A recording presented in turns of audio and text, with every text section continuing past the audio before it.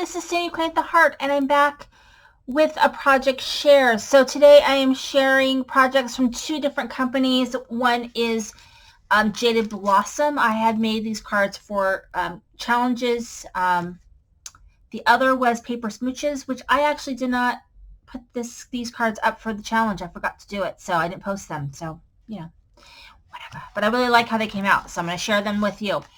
So for the Jaded Blossom, the theme I think was flowers, and I used this Java Time stamp set that I have from Jaded Blossom. And then here is my card.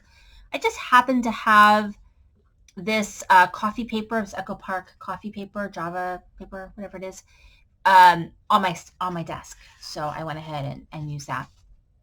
And then I used little flowers. I used the flower paper, and then some flowers from my stash. And then this is a tag die from CC Designs.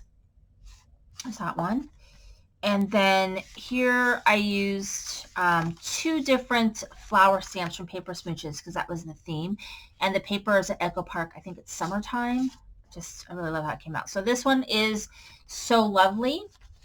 And then here is this one right here.